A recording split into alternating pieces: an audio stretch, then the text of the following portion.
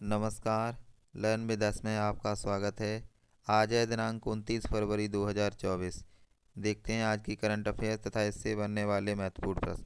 प्रत्येक प्रश्न के बारे में इम्पोर्टेंट फैक्ट भी जानेंगे, तो वीडियो को अंत तक देखें।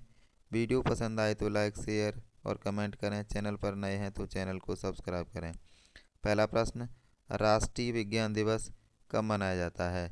तो इसका सही जवाब है ऑप्शन ए 28 फरवरी। प्रतिवर्ष 28 फरवरी को विज्ञान के प्रति जागरूकता फैलाने के लिए तथा विश्व विज्ञान में भारतीय विज्ञान के योगदान को जानने के लिए इसे मनाया जाता है। अब बात करें इस दिन की, तो 28 फरवरी 1928 को भारतीय वैज्ञानिक सीवी रमन के द्वारा रमन प्रभाव की खोज की गई, इसलिए इसे मनाया जाता है। तथा 1930 में भौतिकी के लिए सीवी रमन को नोबेल पुरस्कार से सम्मानित किया गया।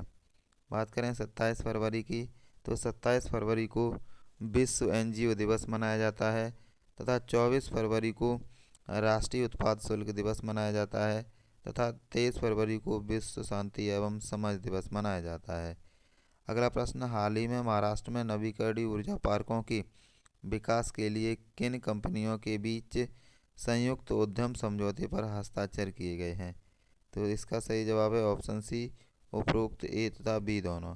अभी हाल ही में एनटीपीसी ग्रीन एनर्जी लिमिटेड तथा Maharashtra state power generation company limited के द्वारा महाराष्ट्र में नए नवीकरणीय ऊर्जा पार्कों के विकास के लिए एक उद्यम समझौते पर हस्ताक्षर किए गए हैं।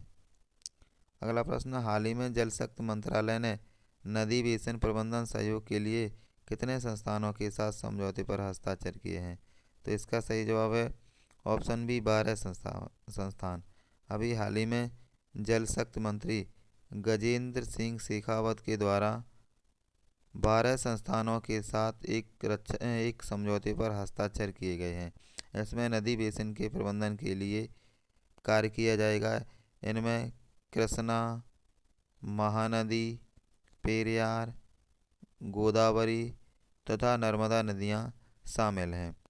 अगला प्रश्न, हाल ही में बीसीसीआई ने केंद्रीय अनुबंध में कितने खिलाड़ियों को शामिल किया है? तो इसका सही जवाब है ऑप्शन ए, 30। अभी हाल ही में बीसीसीआई सचिव जय शाह के द्वारा वर्ष 2023 के लिए और 24 के लिए एक कॉन्ट्रैक्ट साइन किया गया है। इसमें 30 खिलाड़ियों को शामिल किया गया है। इसमें 4 श्रेणियां बनाई गई हैं, A+, A, B, C। इनमें 30 खिलाड़ी शामिल होंगे। जो खिलाड़ी 3 टेस्ट, 8 वनडे या 10 T20 मैच खेलेगा उसे इस कॉन्ट्रैक्ट का लाभ मिलेगा।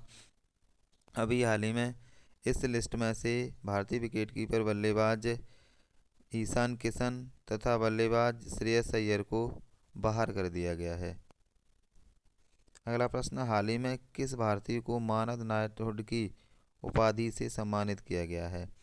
तो इसका सही जवाब है ऑप्शन सी, सुनील भारती मित्तल। अभी हाल ही में भारतीय एंटरप्राइजेज के संस्थापक सुनील मित्तल को ब्रिटेन के सर्वश्रेष्ठ सम्मान नाइटहुड से सम्मानित किया गया है। यह सम्मानित उन्हें ब्रिटेन के राजा चार्ल्स तृतीय के द्वारा प्रदान किया गया है। यह सम्मान प्राप्त करने वाले सुनील भारती मित्तल पहले भारतीय हैं। अगला प्रश्न, हाल ही में भारत जर्मनी उच्च रक्षा समिति की बैठक का आयोजन कहाँ किया गया? तो इसका सही जवाब है ऑप्शन ए, बर्लिन। अभी हाल ही में जर्मनी की राजधानी बर्लिन में भारत जर्मनी उच्च रक्षा समिति की बैठक हुई, जिसमें भारत के रक्षा सचिव गिरधर अरमाने तथा जर्मनी के उच्च रक्षा समिति के अध्यक्ष के बीच एक वार्ता हुई है। हाल ही में पोषण उत्सव का आयोजन किस मंत्रालय द्वारा किया जा रहा है? तो इसका सही जवाब है ऑप्शन बी, महिला एवं बाल विकास मंत्रालय। अभी हाल ही में इसका आयोजन नई दिल्ली में किया जाएगा। बच्चों को कोलिशन के माध्यम से पोषण के बारे में जागरूकता फैलाई जाएगी। इस अवसर पर महिला एवं बाल विकास मंत्री स्मृति स्मृति ईरानी तथा बिल गेट्स शामिल होंगे। देखते हैं अगला प्रश्न। संगीत नाटक अकादमी 2022-23 के लिए अकादमी रत्न और अकादमी पुरस्कार की घोषणा की है। यह कितने व्यक्तियों को दिए जाएंगे? तो इसका सही जवाब है ऑप्शन ए 92 व्यक्तियों को। 2022-23 के लिए अकादमी रत्न पुरस्कार 92 व्यक्तियों को दिए जाएंगे। इनमें 80 व्यक्तियों को उस्ताद बिस्मिल्लाह खां युवा पुरस्कार प्रदान किए जाएंगे। अगला प्रश्न। हाल ही में होमलैंड सिक्योरिटी डायलॉग किस देश के साथ आयोजित किया गया? तो इसका सही जवाब है ऑप्शन ए अमेरिका। अभी हाल ही में भारत और अमेरिका के बीच नई दिल्ली में होमलैंड सिक्योरिटी डायलॉग का आयोजन किया गया। इस अवसर पर गृह सचिव अजय कुमार भल्ला तथा होमलैंड सिक्योरिटी की अध्यक्ष श्रीमती क्रिस्टी के बीच एक डायलॉग आयोजित किया गया। अगला प्रश्न। हाल ही में आईपीएस अधिकारी दलजीत सिंह को किसका महानिदेशक नियुक्त किया गया है? तो इसका सही जवाब है ऑप्शन ए एनएसजी। अभी हाल ही में एसएसबी के महानिदेशक दलजीत सिंह को एनएसजी का अतिरिक्त कार्यभार सौंपा गया है। अब बात करें एनएसजी की, तो इसका पूरा नाम होता है नेशनल सिक्योरिटी गार्ड। इसकी स्थापना 1986 में होती है तथा इसकी घोषणा 1984 में की जाती है। बात करें सीआईएसएफ की, तो नीना सिंह सीआईएसएफ की महानिदेशक हैं तथा बीएसएफ के महानिदेशक नितिन अग्रवाल हैं। देखते हैं अगला प्रश्न। हाल ही में किस राज्य सरकार द्वारा सवेरा कार्यक्रम शुरू किया गया है? तो इसका सही जवाब है ऑप्शन बी हरियाणा। अभी हाल ही में हरियाणा सरकार ने महिलाओं में ब्रेस्ट कैंसर को चिन्हित करने के लिए तथा उनके उपचार के लिए सवेरा कार्यक्रम लॉन्च किया है, जो महिलाओं में ब्रेस्ट कैंसर के होने वाले प्रभाव को कम करेगा।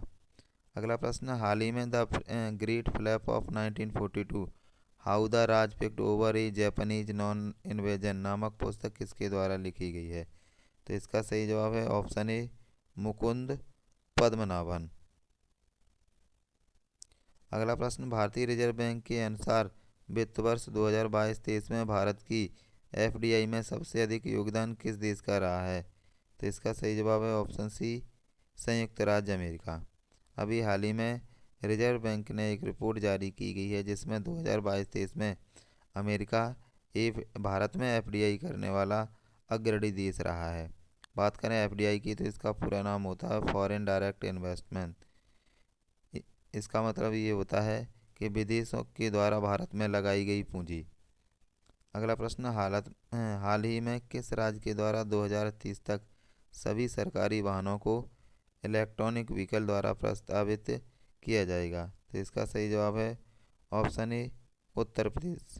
अभी हाल ही में उत्तर प्रदेश सरकार ने 2030 तक उत्तर प्रदेश में सभी सरकारी वाहनों को इलेक्ट्रॉनिक व्हीकल बना दिया जाएगा। देखते हैं आज का अभ्यास प्रश्न।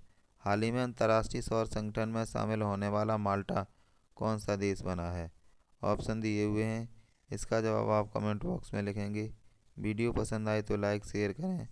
चैनल पर नए हैं तो चैनल को सब्सक्राइब करें। आज की वीडियो में इतना ही।